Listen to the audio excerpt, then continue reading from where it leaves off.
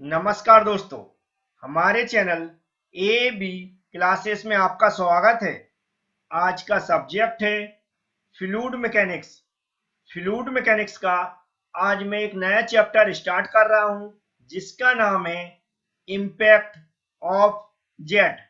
Impact of jet का introduction आज मैं कराने वाला हूं, जिसके अंदर बताऊंगा इम्पैक्ट ऑफ जेट की डेफिनेशन विथ एग्जांपल, इसके एजम्पशन, इसकी एप्लीकेशन, इम्पैक्ट ऑफ जेट किस प्रिंसिपल पर काम करता है और जो हमारी प्लेट की डिफरेंट पोजीशन होती हैं जिस पर हम जेट के इम्पैक्ट को फाइंड आउट करते हैं, वह भी लास्ट में मैं बताने वाला हूं। आपको सिर्फ क्या करना है, वीडियो पूरा देखना है और जो भी मैं समझा रहा हूं उसको ध्यान से सुनना है। स्टार्ट कर रहा हूं मैं आज का वीडियो। सबसे पहले यहाँ पर जो टॉपिक लिखा हुआ है इसको समझा रहा हूं। जैसा कि टॉपिक के अंदर लिखा हुआ है इम्पैक्ट ऑफ जेट, यह दो वर्डों से मिलकर बना हुआ है। पहला है इम्पैक्ट और दूसरा है जेट। इन दोनों वर्डों को सबसे पहले हम अलग अलग समझेंगे विथ एग्जांपल, जिससे यहाँ पर जो डेफिनेशन लिखी हुई है वह आप अच्छे से समझ सकें। तो चलते हैं, सबसे पहले मैं जेट को समझा रहा हूं, जेट क्या होती है और इसको कैसे डिफाइन किया जाता है एक एग्जाम्पल के थ्रू। उस एग्जाम्पल को समझ लेते हैं। यहाँ पर आप देख सकते हैं सामने हमने दो एग्जाम्पल लिए हुए हैं, इन एग्जाम्पल को समझें। जैसा कि यहाँ पर हम देख रहे हैं एक पाइप है जिसको मैंने हाथ से थोड़ा सा दबाया, तो जो इसके अंदर से वाटर फ्लो हो रहा था उसकी वेलोसिटी इंक्रीज हो गई, मतलब वह स्पीड से आगे निकलने लगा। और उसने क्या किया, यहाँ पर एक स्ट्रीम बना ली, जिसे हिंदी में बोलते हैं पानी की धारा बना ली, या वाटर ऑफ स्ट्रीम बोलते हैं। तो ये क्या है, पानी की धारा है। ये कब बनी, जब हमने इसको यहाँ पर दबाया तो इसकी वेलोसिटी इंक्रीज हुई। इसी तरह आप यहाँ पर देख सकते हैं एक पाइप है जिससे क्या है, वाटर आ रहा है, लेकिन उसे उसकी हमें वेलोसिटी बढ़ाना है। तो हमने यहाँ पर क्या किया, एक नल लगा दिया। नल का जो एरिया जहाँ से पानी निकल रहा है उसका एरिया कम है और पाइप का एरिया अधिक है। तो यहाँ से जो वाटर निकल रहा है वह उसकी भी वेलोसिटी कैसी है, अधिक है। और जब वेलोसिटी अधिक है तो उसने क्या किया, जब लंबी दूरी तक जा रहा है तो उसने क्या किया, एक स्ट्रीम बना ली, पानी की एक धारा बन गई है। ये जो धारा है या जिसे हम स्ट्रीम बोलते हैं, इसी धारा या स्ट्रीम को हम क्या बोलते हैं, जेट बोलते हैं। समझ में आया, जेट क्या होती है, पानी की एक धारा होती है या स्ट्रीम ऑफ वाटर होती है। इतना आपको समझ में आ गया होगा जेट क्या होती है। अब ये यहाँ पर क्या लगा हुआ, क्या उपयोग किया हमने, एक नोजल उपयोग किया है। नोजल की सहायता से हम क्या कर देते हैं, उस वाटर की वेलोसिटी को इंक्रीज कर देते हैं और उसका क्या है, प्रेशर भी बढ़ जाता है, जिससे उसमें क्या होती है, परफेक्ट स्ट्रीम बन जाती है या जेट बन जाती है, ऐसा बोल सकते हैं। क्योंकि स्ट्रीम को ही जेट बोलते हैं, या फिर जो हमारी पानी की धारा है उसको ही हम क्या बोलते हैं, जेट बोलते हैं। यहाँ पर दो एग्जाम्पल से आपको अच्छे समझ में आ गया होगा ये क्या है, पानी की धारा है, या इसी को हम क्या बोल सकते हैं, जेट बोल सकते हैं। ठीक है, तो यहाँ पर अगर आपको ऐसे भी समझ में नहीं आ रहा तो एक डेफिनेशन हमने यहाँ पर क्लियर लिख दी है इंग्लिश और हिंदी में। Jet is a stream, jet ही क्या है, स्ट्रीम है, आगे पूरा लिखा हुआ है। इसको आपको डेफिनेशन समझना है और ये एग्जांपल समझ लेना है। इसके बाद हम समझेंगे सेपरेट इम्पैक्ट को भी समझेंगे। जैसा हमने जेट को सेपरेट समझा दिया, जेट एक्चुअल में होता क्या है, इस तरह मैं समझाने वाला हूँ इम्पैक्ट को। इम्पैक्ट आखिर कैसे डिफाइन किया जाता है, इसके बाद इसकी कंप्लीट डेफिनेशन को समझेंगे। तो इम्पैक्ट को मैं एग्जाम्पल के साथ समझा रहा हूँ और एग्जाम्पल लेकर आता हूँ। ध्यान से समझें इम्पैक्ट को। यहाँ पर वैसे मैंने डेफिनेशन लिख दी है, जो आपको रेड कलर में लिखा दिख रहा है, इम्पैक्ट ऑफ जेट। ये पूरी यहाँ तक डेफिनेशन लिखी हुई है। थोड़ा सा मैं समझा रहा हूँ, उसको ध्यान से सुन लें। जैसा कि यहाँ पर ये क्या निकल रही, जेट निकल रही है। ठीक है, जेट बोलेंगे या स्ट्रीम बोल दें या पानी की धारा, कुछ भी बोल दें, एक ही बात है। अब ये जेट निकल रही है, अगर यहाँ पर हम हाथ लगा दें या कोई प्लेट लगा दें या कोई अदर वस्तु लगा दें, तो जो जो हमारी हाई वेलोसिटी से जेट आ रही है वह उस प्लेट को क्या करेगी, धक्का मारेगी। क्या करेगी, धक्का मारेगी, मतलब उस प्लेट की पोजीशन चेंज होगी कुछ ना कुछ। ठीक है, मतलब इसने क्या किया, जो हमारी जेट निकली उसने क्या किया, उस पर कुछ इफेक्ट डाला, कुछ प्रभाव डाला। क्या क्या डाला, कुछ प्रभाव या इफेक्ट डाला। उसी प्रभाव या इफेक्ट को हम क्या बोलते हैं, जेट ऑफ इम्पैक्ट। मतलब जेट या वाटर की स्ट्रीम के द्वारा जो इफेक्ट डाला जा रहा है उसी को हम क्या बोलते हैं, इम्पैक्ट ऑफ जेट। जैसा जैसा कि यहाँ पर एक रियल एग्जांपल दिया हुआ है। हमने क्या किया, यहाँ पर एक टरबाइन का रनर लगा हुआ है। हमने एक नोजल लिया, नोजल क्यों लेते हैं हम बता चुके हैं, क्योंकि उसकी वेलोसिटी को इंक्रीज करने के लिए। तो इसकी वेलोसिटी को इंक्रीज करने के लिए हमने नोजल लगा दिया।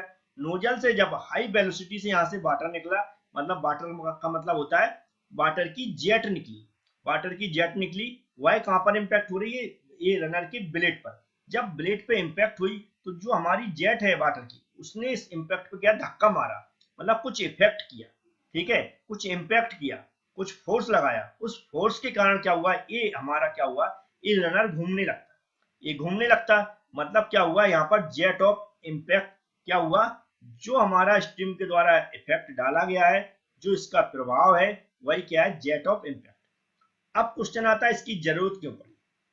तो हम यहाँ पर क्या करते हैं, इस चैप्टर के अंदर जो भी हमारी जेट है, उसके अलग अलग प्लेट की पोजीशन पर हम क्या करते हैं, उसके इम्पैक्ट को देखते हैं कि अलग अलग प्लेट की पोजीशन होंगी। जैसे कि अगर कर्व प्लेट बना दो, स्ट्रेट प्लेट बना दो, किसी एंगल पे प्लेट बना दो, एक स्टेशनरी प्लेट भी हो सकती है, कोई प्लेट घूम रही हो, तो इस तरह अलग अलग पोजीशन पे हम क्या करते हैं, उस जेट के इम्पैक्ट को देखते हैं और उसके हम क्या करते हैं, इम्पैक्ट को फाइंड आउट करते हैं। इतना आपको समझ में आ गया, ठीक है। अब यहाँ पर क्या हुआ, ये तो जेट ऑफ इम्पैक्ट हो गया।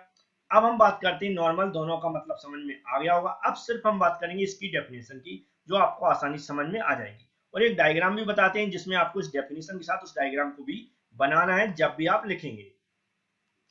तो ये डायग्राम आपको दिख रहा होगा, नॉर्मल ऐसा ही डायग्राम बनाना, ज्यादा से ज्यादा यहाँ पर एक प्लेट बना देना, आप बनाना चाहते हैं वर्टिकल, जिसपे इसके फ्लो को दिखा देना। यहाँ पर एक पाइप लगा हुआ है, पाइप के अंदर हमने क्या लगाया, नोजल लगाया। यहाँ पर नोजल से वाटर निकल रहा हुआ है, ये वाटर की जो स्ट्रीम हाई वेलोसिटी से निकल रही है, उसी को हम क्या बोलते हैं, जेट बोलते हैं। इसको डिफाइन कैसे किया जाता है, ध्यान से समझे। एक नोजल के द्वारा निकली हुई जेट, जिसकी वेलोसिटी कैसी रहती है, हाई रहती है, कैसी रहती है, वेलोसिटी हाई रहती है, और जिसके अंदर कुछ काइनेटिक एनर्जी भी रहती है, क्योंकि यह क्या है, मोशन में, उसके अंदर मोशन पार्टिकल्स होते हैं, उसके अंदर क्या रहती है, काइनेटिक एनर्जी रहती है, इसके अंदर कुछ काइनेटिक एनर्जी रहती है। यह जेट जब किसी प्लेट पर क्या आती है, टकराती है, तो क्या डालती है, अपना कुछ इंपैक्ट डालती है, उसी को हम क्या बोलते हैं, जेट का इंपैक्ट। क्या बोलते हैं, जेट का इंपैक्ट या इंपैक्ट ऑफ जेट। डेफिनेशन से पढ़ लें, आप अच्छी समझ सकते हैं। ये डायग्राम बनाना चाहिए आपको एग्जाम में, अगर डेफिनेशन पूछी जाती है। अब सीधे चलेंगे कि कौन कौन से एजम्पशन होते हैं कि प्लेट हमारी किस टाइप की होनी चाहिए, जब हम इस प्रैक्टिकल को कंप्लीट कर पाएंगे उसी टाइप की प्लेट पर। तो एजम्पशन देख लेते हैं।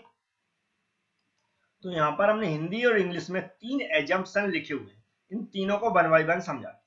पहले में लिखा हुआ है कि जो हमारी जेट जहां पर इंपैक्ट करेगी जिस भी सरफेस पर, वह सरफेस कैसी होनी चाहिए, एकदम चिकनी होनी चाहिए, ठीक है। चिकनी का मतलब होता है कि उन दोनों जो भी ये फ्रिक्शन होता है, जो हमारी जेट इंपैक्ट करेगी, वो प्लेट के बीच में कोई भी फ्रिक्शन नहीं होना चाहिए, एकदम नेग्लिजिबल होना चाहिए। दूसरे में लिखा हुआ है जो जेट की हमारी ऊंचाई है नीचे से, और जो प्लेट की ऊंचाई है, उसमें कोई भी डिफरेंस नहीं होना चाहिए। मतलब डेटम लाइन बोलते हैं इसको, नीचे से ऊपर तक की जो दूरी होती है, जो हमारी जेट की होगी और जो प्लेट की होगी, उनमें कोई भी उसकी जो ऊंचाई में परिवर्तन नहीं होना चाहिए, एक समान होना चाहिए। तीसरे एजम्पशन में लिखा हुआ है जब ये इंपैक्ट करेगी जेट, तो उसकी वाटर क्या हुआ है, उसके अंदर कोई भी वाटर का रिटर्न नहीं होना चाहिए, किसके अंदर, जो हमारी जेट निकल रही है। तो इस तरह कुछ एजम्पशन है जो आप यदि एग्जाम में पूछे जाते हैं तो आपको लिखना है, नहीं पूछे जाते तो भी आपको सीखने के लिए जरूरी है। अब हम इसके बताते हैं उपयोग। तो यहाँ पर आपको 2 उपयोग हमने लिख रखे हैं, जिसमें पहला है टरबाइन का, दूसरा है वाटर मिल का। हमने जैसे ऊपर भी बताया था, इसका यूज किया जाता है जेट ऑफ वाटर का, तो टरबाइन के अंदर, टरबाइन का जो रनर होता है उसको मूव कराने के लिए। यहाँ पर जैसा आप देख सकते हैं, हमने क्या लिया, एक टरबाइन लिया, उसका रनर लिया हुआ है, यहाँ पर नोजल लगा दिया, नोजल से हाई वेलोसिटी और कांस्टेंट प्रेशर से क्या हुआ, एक जेट निकल रही है, किसकी, वाटर की, वह इंपैक्ट कर रही है इसके रनर, जो हमारे यहाँ ब्लेड लगे हुए हैं कर्व टाइप के, उस पर। तो हम क्या करते हैं, जो हम रनर को डिजाइन करते हैं, इसके इंपैक्ट के अकॉर्डिंग करते हैं कि कितना फोर्स इस पे क्या हुआ, इफेक्ट करेगा, उसके अकॉर्डिंग इसकी स्पीड को डिसाइड करते हैं, इसकी रनर की। तो इसी के इंपैक्ट को हम डिजाइन करते हैं। पहला उपयोग हो गया, आपको समझ में आ गया होगा कि टरबाइन का जो रनर है उसको घुमाने के लिए हम इस जेट का उपयोग करते हैं, इसलिए इसकी स्टडी की जाती है कि इसका क्या इफेक्ट पड़ेगा और कितना इफेक्ट पड़ रहा है, जिससे हम इसकी स्पीड को सही से जान सकें। नेक्स्ट है जो है वाटर मिल। ये वाटर मिल आपको दिख रहा होगा, नॉर्मल मिल किसी को चलाने के लिए हम यहाँ पर यूज करते हैं।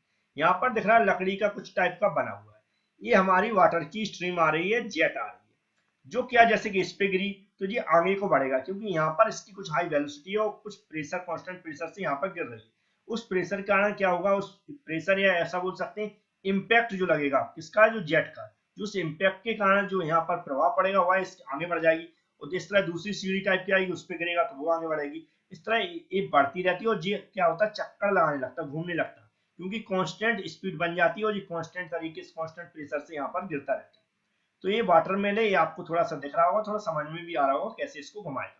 एक सीढ़ी पे गिरेगा, फिर दूसरी सीढ़ी आएगी उस पर गिरेगा, तीसरी सीढ़ी आएगी उस पर गिरेगा, इस तरह सीढ़ियां बढ़ती जाएंगी, उस पर ये जेट इम्पैक्ट डालती आएगी और ये घूमता रहेगा। इस तरह दो एग्जाम्पल हमने यहाँ पर बता दिए हैं। अब इसके प्रिंसिपल की बात कर लेते हैं। तो जैसा कि आप देखते सामने दिख रहा होगा, यह जो फोर्स हम जो इम्पैक्ट है वह किस प्रिंसिपल पे निकालते हैं, सेकंड लॉ ऑफ मोशन या फिर इम्पल्स या न्यूटन्स का लॉ बोल सकते हैं। ठीक है, इसका न्यूटन सेकंड लॉ आप सभी लोग जानते हो क्या होता है, मूवमेंट का प्रिंसिपल होता है, या फिर हिंदी में बोलते हैं आवेग संवेग की दर। ठीक है, इसको नॉर्मल डिफाइन किया जाता है change of momentum with change of time. Time के चेंज के अकॉर्डिंग जो मोमेंटम चेंज हो रहा है उसी के आधार पर हम फोर्स को फाइंड आउट करते हैं। ठीक है, इसको नॉर्मल देखें तो फोर्स इक्वल टू होता है change in mass into velocity with time. ठीक है, जो भी इसमें जैसे जो इसका फॉर्मूला होता है डी एम बी मास और वेलोसिटी में परिवर्तन अपॉन डी टी समय में परिवर्तन। इसको अगर 0.12 देख लें तो यहाँ पर इसको ऐसे इसको क्या किया जा सकता है, लिखा जा सकता है। अगर हम क्या स्टार्टिंग इनिशियल और फाइनल वेलोसिटी और मास देखते हैं, ठीक है, यदि मास कांस्टेंट है तो इसको कैसा लिख सकते हैं, F equal to M into A. M क्या मास, ए क्या एक्सेलरेशन। ठीक है, और ये सभी जो क्वांटिटी होती है कैसी होती है, वेक्टर क्वांटिटी होती है, मतलब इसमें फोर्स डायरेक्शन भी बताते हैं और फोर्स भी फाइंड आउट करते हैं, उसी को हम क्या बोलते हैं, वेक्टर क्वांटिटी। तो आपको थोड़ा सा समझ में आ गया होगा। अब इसकी बात करते हैं कि किस किस टाइप की प्लेट पे हम इम्पैक्ट निकालेंगे, क्योंकि उसी टाइप की प्लेट पे हम क्या करेंगे, इसकी डेरिवेशन करेंगे आगे। तो समझ में आ गया होगा, ये प्रिंसिपल अच्छे से याद रखना, इसी का उपयोग हम कंटिन्यू करेंगे।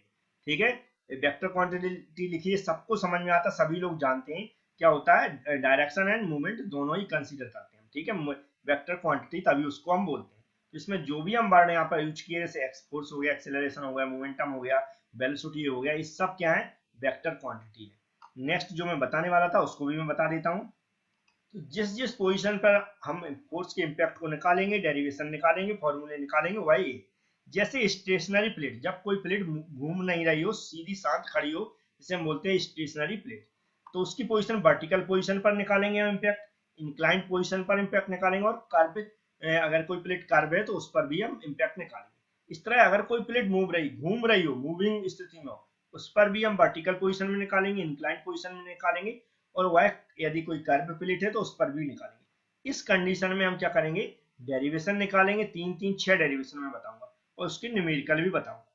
तो ये वीडियो इतना ही था जिसमें मैंने सारी जानकारी इंट्रोडक्शन से रिलेटेड दी है। यदि आपको पसंद आता तो वीडियो को लाइक करें, चैनल को सब्सक्राइब कर लें, बेल आइकन पर क्लिक कर लें, जिससे कि जब भी वीडियो में अपलोड करूं उसकी नोटिफिकेशन आपके पास पहुंच सके। Thank you friends.